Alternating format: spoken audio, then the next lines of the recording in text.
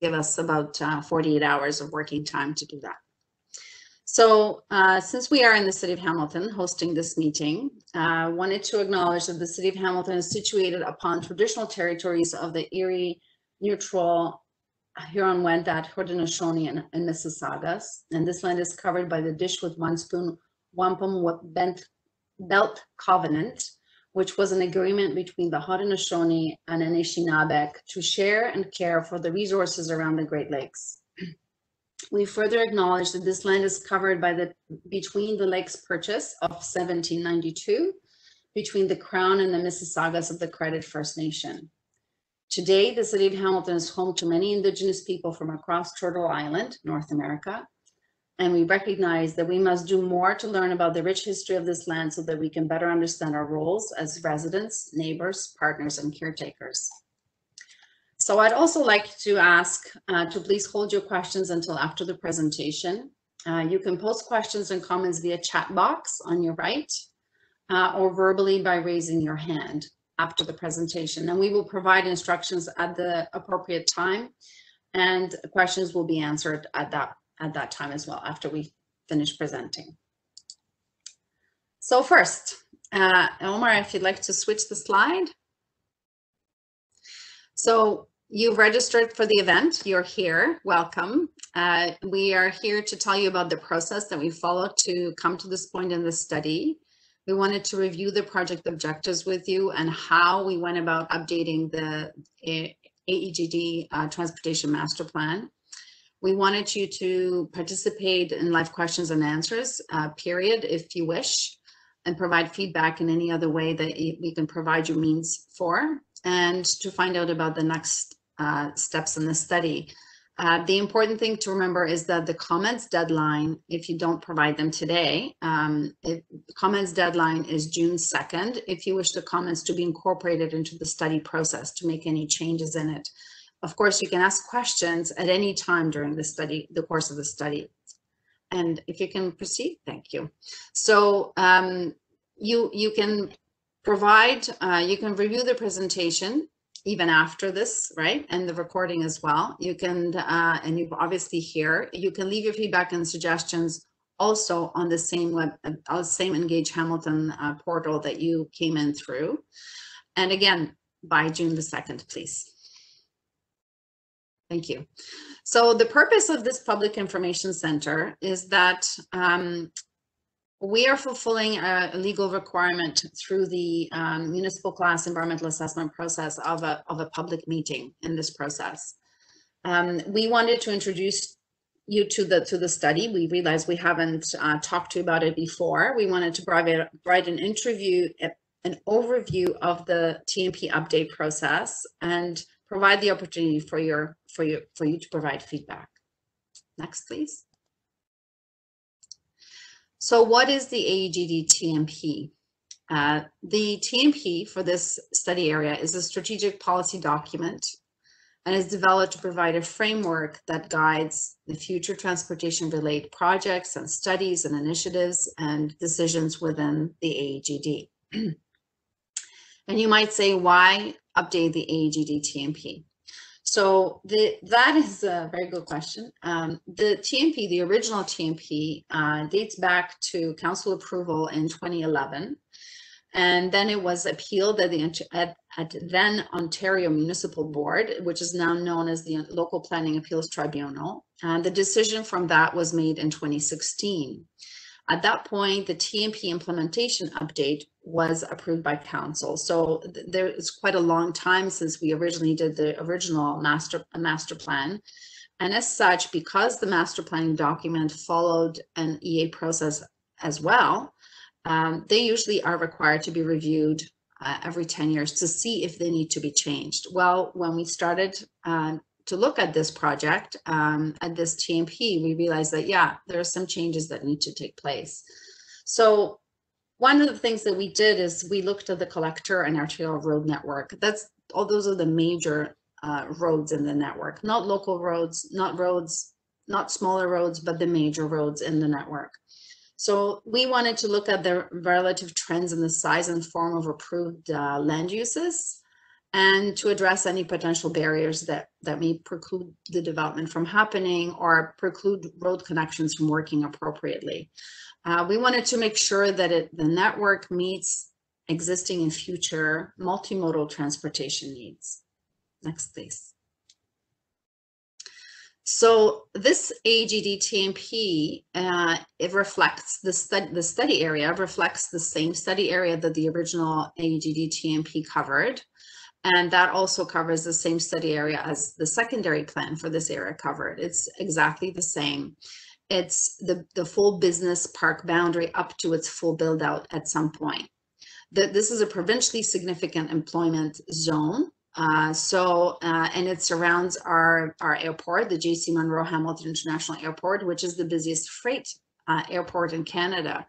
It straddles wards 12 and 11, 12 being on the west side of Lancaster and 11 on the east side of Lancaster Road.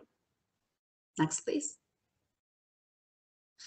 So in the study process, we've reviewed the background documents, so the previous TMP and various other policies. We have run network scenario models, the traffic models that we are required to carry out, and sensitivity testing for any changes that were proposed.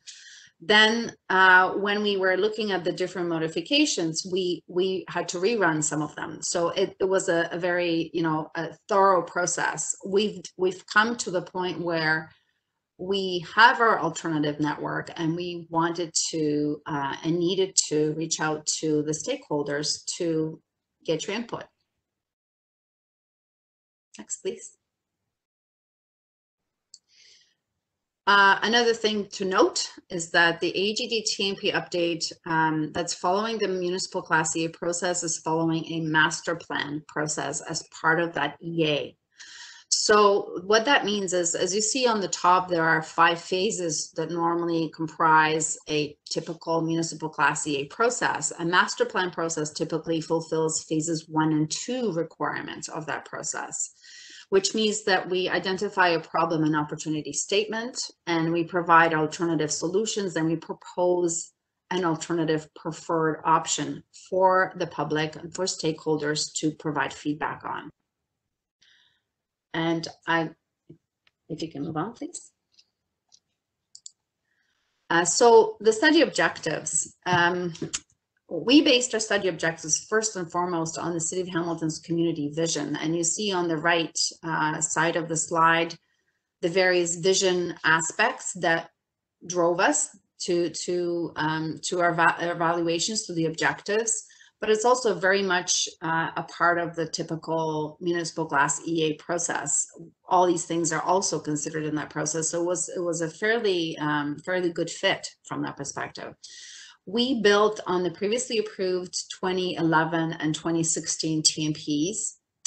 We revisited multimodal transportation, connectivity, reliability, and safety. And I know that there's a lingo word in there, and that's multimodal. So for those of you who don't live and breathe transportation like we do, multimodal means that it's every form of transportation that we can think of. So not just trucks and cars, but and say buses, which we did too. We considered as well transit, but it also includes pedestrian mobility and cycling mobility and any other form in between that you can imagine. We will talk about that a little bit later, but basically multimodal means everything you can imagine for transportation. We wanted to ensure that the network is responsive to changing trip types and employment types and development forms. We wanted to review the future transportation corridor for implementation feasibility, including staging of construction, ability to expedite growth, and the impacts on existing residential areas. We wanted to ensure conformance with the Urban Hamilton official plan, conformance, for example, in how we classify our roads within the business park, and then in conformance with other approved policy documents. And so we needed to evaluate the collector and arterial road network in relation to trends that are appearing now, which are larger development parcel sizes, efficient use of land, and of course, cost effectiveness. Next slide, please. So the municipal glacier process is first and foremost a public engagement, a proven public engagement process. It's a decision-making tool. So for this project, as important as it is, we have quite a lot of significant stakeholders that we reached out to for this PIC, and throughout the project, we are required to do that.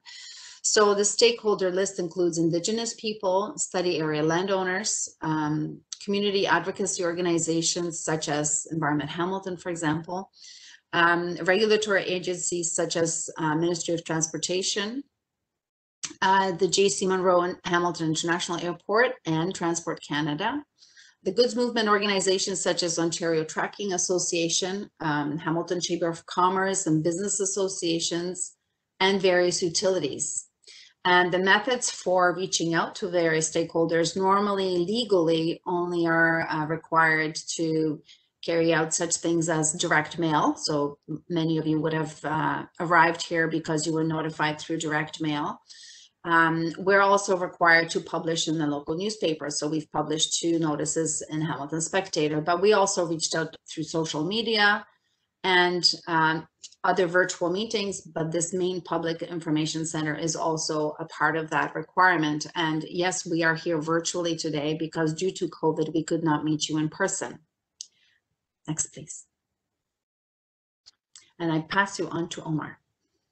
Thank you, Margaret. So part of this exercise, we are following the basic principles of planning and transportation planning, and part of that is recognizing the inextricable relationship between the roadways, the street types, and the adjacent zoning and the land uses. And this study is integrating existing and future land uses based on the form and the type of development, and incorporates that into the design of appropriate transportation facilities to meet today's and the future needs of the business part. The study ensures the needs of all users of the employment land are balanced up to the full build out of the business park, and that the horizon year for that is from 2031 beyond and up to 2051. However, some as part of the GRIDS 2 process and municipal comprehensive review, there might be changes, and this study is being cognizant and adaptive to the future changes. It integrates, as Margaret mentioned, all modes of transportation, including goods movement, transit, cycling, pedestrian, and any other form of transportation, with the intent to improve connectivity, not only for one specific vehicular or truck or transit, but generally from mode to mode, and in terms of meeting the first mile, last mile for transit, and all the other requirements of mobility, people and the goods mobility within the area. The study is providing, the network is providing redundancy, and redundancy is critical in terms of reliability in the transportation. And any changes that we're making is being cognizant of climate change with the intention to minimize GHG emissions where possible, and also minimize impact on the natural environment. The study is looking forward and incorporates the new mobility, and the new mobility in the form of connected and autonomous vehicle, electric vehicle, e-scooters, as they're coming in, any other changes within the, as the technology advances over time. The study is being cognizant of all those changes and incorporates all of them into great detail. Safety is paramount for the city, and that's influencing every decision in the transportation systems. We're taking that very seriously, and safety for all road users, regardless of their mode, whether they're pedestrian, cyclist, transit, vehicular user, or goods movement. We're designing the infrastructure in such a way to accommodate a safe environment for all. And the part of this study, we're integrating all the efforts and coordinating efforts with the complete livable better street design guidelines, and those details will be shown in the next slides. It's a requirement of the municipal class environmental assessment for us to provide a set of alternatives, and one of those alternatives is do nothing. The do nothing in as part of this study is the original council-approved AGD TMP 2011 network, and reflecting the changes that were introduced into the network as part of the 2016 OMB and LPAT decisions. However, as we proceed with the technical analysis and the modeling and the sensitivity testings as part of this exercise, we developed a network by making changes to the existing network, however, where the changes were needed in such a way to improve efficiency and reliability in the network. And some of the factors and the criteria which influenced any of the changes, and each change was tested against these 5 criteria listed in here. These are all very generic, and they follow the formal and the general evaluation criteria for municipal class environmental assessments for any phase 1 and phase 2 of Schedule B and C projects. The criteria are multimodal transportation services, and it's multimodal, again, focuses on all modes: pedestrian, cyclist, vehicular traffic, and goods movement and transit. The changes are evaluated against socioeconomic and cultural environments and the natural environment, and obviously an engineering element to decide whether roads can be built in such a way that they are proposed and what kind of constraints or exist in the alignment shown from a master planning perspective. However, each of these will be the alignment of all these roadways will be designed and laid out as part of the next phases of the EA for phase 3 and 4 as part of the corridor specific environmental assessment processes. Cost is a major element and criteria, and our goal was to minimize and increase the efficiency and the cost, and specifically in the cost of capital for these projects. As I noted, the actual location and alignment of all of the corridors shown on the proposed maps are subject to changes and additional study, and those studies will be determined as part of the Planning Act and environmental assessment in the next phases. With those criteria, just a quick explanation of what each criteria entails. So from transportation and engineering perspective, as those are fairly technical, we're looking into network connectivity and redundancy by incorporating low impact development features within the cross-section of roadways to improve sustainability and minimize impact on the overall environment. It's in coordination with the urban design guidelines and eco-industrial guidelines, and also there are elements of the streetscaping that's being incorporated as part of this project. Efficient movements of goods, services, and people is another critical component of this criteria, with giving regards to the public safety and for all road users, regardless of their mode, and ensuring that the capacity is sufficient that meets current and the future needs of the business part. From a connectivity perspective, it's quite important that we provide seamless connection to the higher order and provincial roadways in order to minimize any delays or congestion at specific corridors. So part of this exercise is compatibility with the AGD secondary plan, official plan, other guiding principles, transportation master plan, and any other policy planning documents that are approved by the City Council. Moving into the socioeconomics, where we are cognizant of any change will have impact on the existing residences. So we're trying to evaluate and minimize those impacts as much as possible, but also ensuring that the network and the proposed network is any changes have minimum impact on the emergency services whenever they are needed. And consistency with the planned land use and the citywide master plan is a significant and important component of this TMP update. The cost effectiveness and ensuring that we are proposing a network, or when we're making changes, they're cost cognizant and they're cost effective. And if we can minimize any capital cost, we have ensured that all of those are taken into account.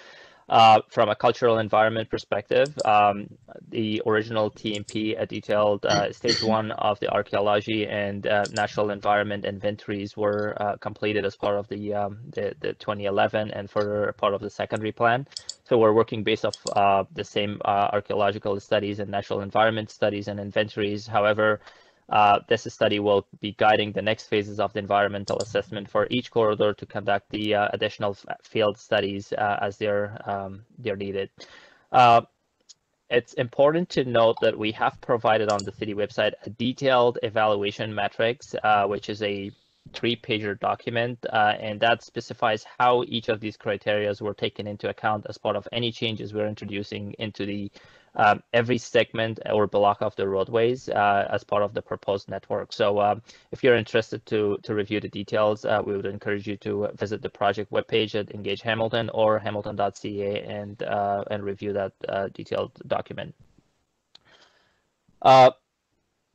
Network implementation is a very important component of this study, and it will be incorporated as we're striving to have a implementation plan which will be carried out through a combination of development projects, as we're seeing development application being submitted, and part of the planning applications, and also the city's capital project. So we're working in collaboration with the developers within the area to build out and implement some of these critical servicing and infrastructure within the business park. And new roadway locations, as I alluded earlier, these are all subject to the changes, and those at the transportation master plan, we are providing those links as critical to be part of the network. However, the alignments will be subject to minor changes. However, there are instances with major changes will trigger official plan amendment, and that will be evaluated on an application basis. And also road construction phasing will be incorporated as part of the final report. So white belt areas, there are 3 white belt areas delineated within the environment, within the airport business district, which as part of this process, we're introducing links within those three white belts. Being cognizant of those links will be developed and built whenever those lands are available for urban developments. However, there might be instances when we find the need for increased capacity or connectivity. There's also opportunities for having those links to be built and connected to the major transportation networks. And the purpose is to provide local access and connectivity and redundancy in the network. So as I said, the first alternative was to do nothing, and this incorporates the 2011 approved transportation network within the employment land, including the removal of some links within those 3 white belt areas. As you can see, these are color coded. Each link is color coded, and each color code shows or describes the functional classification of roadways, whether they're arterials, which means they're carrying significant amount of traffic, or shown in other colors, which are collectors, and those are primarily their functionality is to provide access equally as much as providing mobility for all modes and peoples and goods. As Margaret alluded at the very beginning, the study area captured the entire district, which is bounded by Fiddler's Green, Upper James, Garner, 20 Road, and Whitechurch Road. However, only the section which are color coded and have different land use designation, that's included within the existing urban boundary.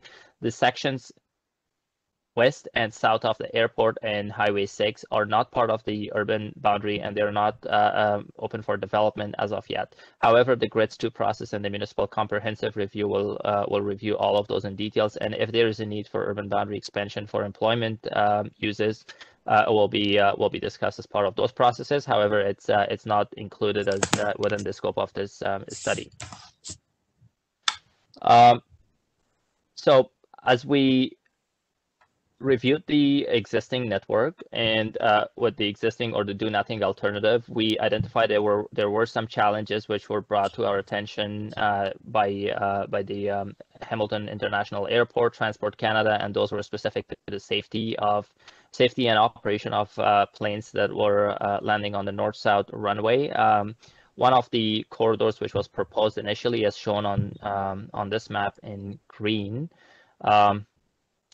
I will be pointing on it. So that happened to be in line with the alignment of runway, and during the night hours, it could have been misconstrued as part of the runway and could have caused hazard to the plane's operation, but also to the residents of the business park. However, part of this process, we're considering changing that alignment, and parts of that will be removed from the network. However, being mindful of that a certain degree of redundancy and connectivity is significant within the network, especially within the quadrant, which has a high volume of employment opportunity within the quadrant north of Dickinson and south of 20 Road. What the change being proposed is to continue collector, the east-west collector, to connect to Upper James immediately south of the HSR facility. And part of the other part of the reason for making that change was the initial proposed road link was in conflict with the existing HSR maintenance facilities. So to minimize those conflicts and improve the connectivity, that change was proposed. 20 Road was another element that has we have made changes to the extension of 20 Road, as initially it was shown to connect between Glancaster up to Southcote Road, moving parallel to the Hydro Corridor.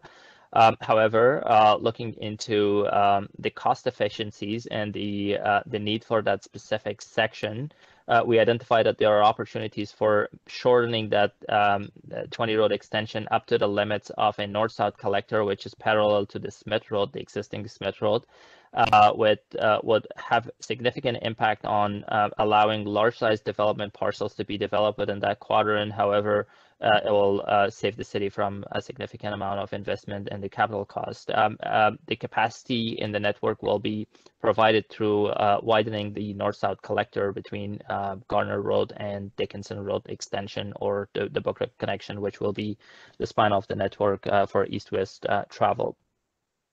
Initially, the network was proposing a collector between Garner and the 20 Road extension. However, evaluating the network capacity and the future demands, we identified that there is significant or enough capacity to meet those future needs. And specifically, as we're proposing widening to that north-south corridor, which is in parallel to that, in a map environment, it may look fairly close. However, these are spaced out in a kilometer or beyond a kilometer limits from each other. So that's how we have identified that these capacity could be balanced through the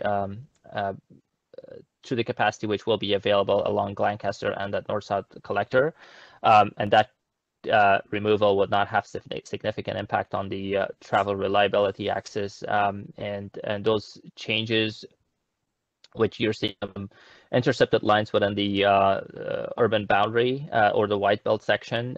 Those are introduced to provide connectivity and local access to all those lands whenever they're fully developed and for any urban uses within the employment land. Further changes are primarily along the parallel route that is a support corridor for Dickinson Road, and that's initially it was a collector roadway. However, part of this exercise, we identified that there's a significant that is a significant corridor for the entire network to provide play as a ring road by connecting Guard Street extension all the way to Southcote. And in terms of any capacity requirement, given that all of these prestige employment lands and industrial lands within the business park will generate traffic in 24 hours, depending on the type of businesses, and any ring road and proper connectivity with the existing arterial roadways will be significant. There wouldn't be any changes in terms of the width or right-of-way accommodation for these corridors. However, increasing the functionality of these roadways will increase and signify their importance in the network, and will allow the city to have controlled access management along this corridor, as opposed to minor or major collectors. Initially, the original AGD TMP in 2011 proposed in a very long-term implementation the section of Book Road between Highway 6 and Smith Road to be 6-lane cross-section. However, based on our sensitivity testing, we identified a 6-lane cross-section would be unnecessary in the long term.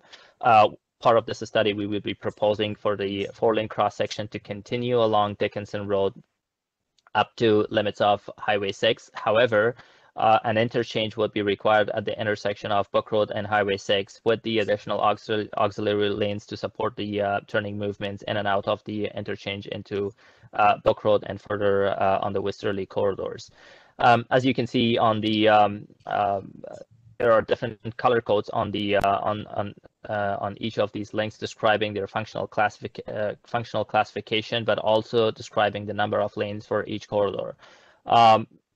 I would encourage anyone to review the map, the zoomable map, which is available on the project webpage. And if you're interested into the details of the legend, it's bit challenging to see all the fine prints on the legend. However, these are all described in fairly detail and very self-explanatory. And if you need any accommodation or assistance reading these maps, Margaret and I would be happy to assist on that respect.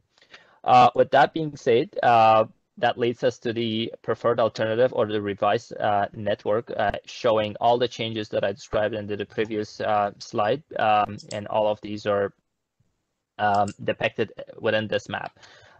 And one critical component to be mentioned is there are plans for Hamilton International Airport in the future as part of their decision making and master planning. There is potential for extending the north-south runway further southerly to get closer or even exceed beyond the limits of the airport road. For that sole purpose, as of this study, we are keeping the airport road at its status quo until the limits and the extension of that runway is determined. And whenever that extension happens, and if it interrupts the existing connectivity of airport road to the westerly limits or the Lancaster road, there will be a service road provided to meet the needs of those areas and also the provide access to all those developments without having to impede the normal flow to the westerly portions of the network. With that, we are, as Margaret said, we're looking into integrating mobility network components, and those components are transit servicing and how those transit servicing will be offered and provided as the natural growth within the employment lands occurs over time. We're cognizant and incorporating the cycling and the trails network as ensuring that sustainable modes of transportation is maintained, and all of these networks are connected to the areas beyond the limits of the AGD TMP network. So connectivity not only for within the study area, but beyond the study area is significant for all modes within the area. Municipal servicing strategy and stormwater conveyance. So LID features, as you can see on the image, we are providing at a minimum 3 meter wide of the low impact development and ditches to ensure that any stormwater from the roadway is sustained within those environment without having to allow any ponds within the airport employment district, growth district. And part of the rationale is ponds usually attract birds, and birds will be in conflict with planes and will disrupt the operation of planes, and they're not deemed to be suitable in the close proximity of the airports, and that's how we're proposing low impact developments. And to be clear, those low impact developments were introduced in the 2011 as part of the eco-industrial plans, but we're embracing the same widths. However, the 3 meter width will be the absolute minimum, and this is subject to changes as on a block by block basis of the roadways, and will be determined as part of the next phases of the environmental assessment. Right-of-ways will be determined part of this study, as the right-of-ways varies based on the number of lanes required for each roadway and each corridor, and will be determined as part of and the number of some arterials will have two-way left turn lanes and raised medians, or some of them will be only through two travel lanes at each direction, and all of those details will be determined in the next phases of the EA as we get into the detailed design stage for each corridor, and those will be decided based on the adjacent land uses and factors and elements. So the picture shown is a conceptual cross-section, and as you can see, we're proposing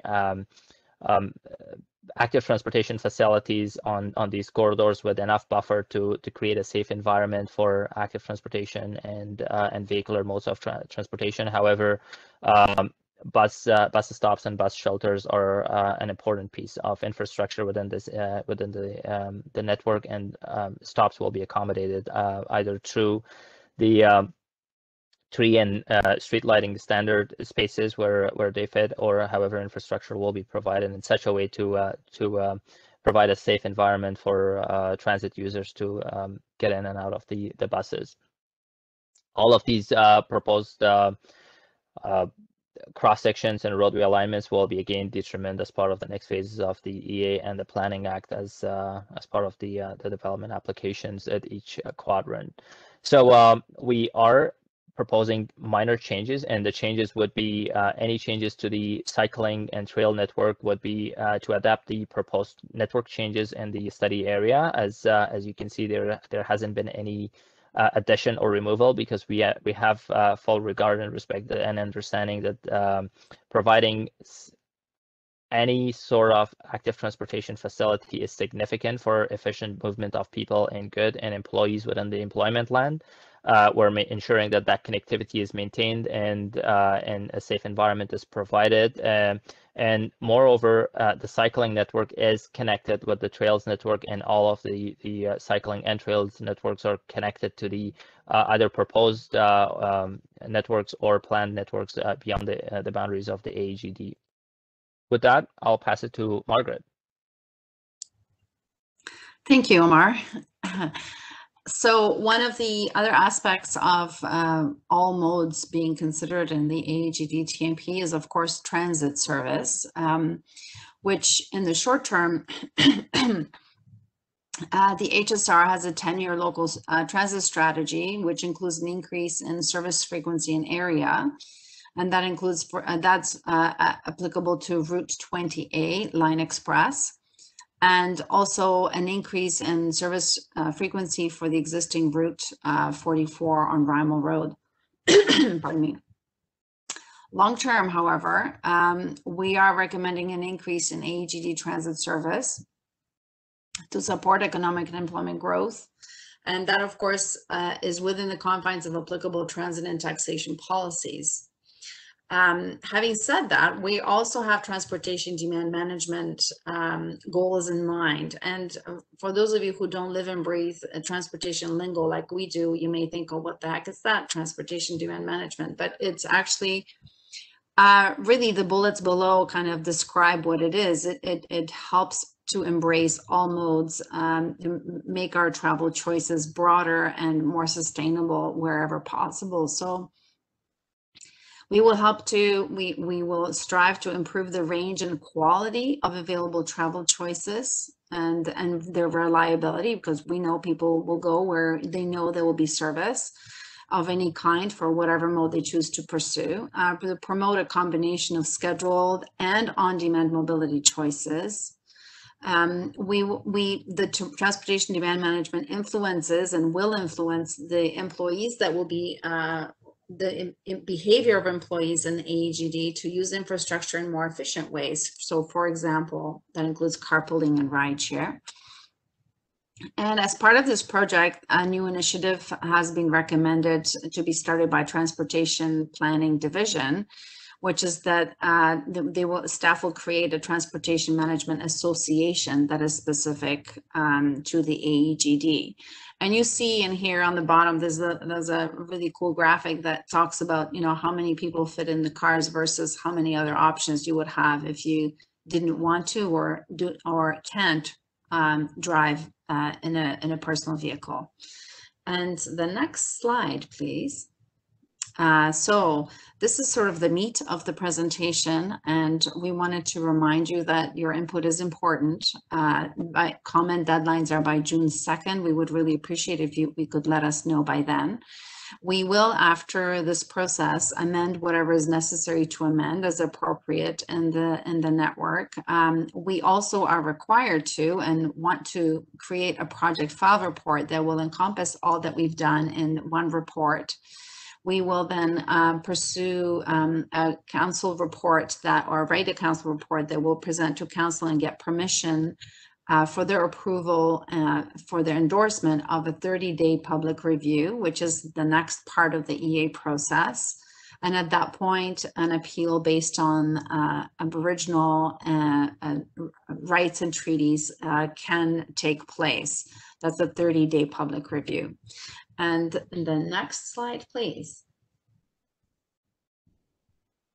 So in order to reach us, to provide comments, you can, of course, put them in the chat here today, or you can voice them at the end of this presentation. You can send us a written note via Canada Post. Attention to myself, Margaret Fazio at 71 Main Street West on 6th floor. You can provide feedback through Engage Hamilton portal or hamilton.ca. That'll still take you to Engage Hamilton. Or you can contact us on the phone. So Omar's extension and mine are both posted below. One important thing to note is that while we reached out to everyone that owns lands with an AGD for this PIC, our best practice is that we would only notify you of the next step, which is when it goes to 30-day review, if you expressly give us your mailing address and ask us to do so. So if you don't mind, if you heard about us or heard about this PIC through social media, for example, or a Hamilton Spectator, we will still advertise through Hamilton Spectator for the next 30-day review. We will still reach out through social media. If you don't mind that, that's fine. But if you would like to still have a hard copy notice for that next notification period, we encourage you to let us know. Next, please. So this ends the formal part of our presentation, and we wanted to thank you all for coming and for listening for this long 43 minutes.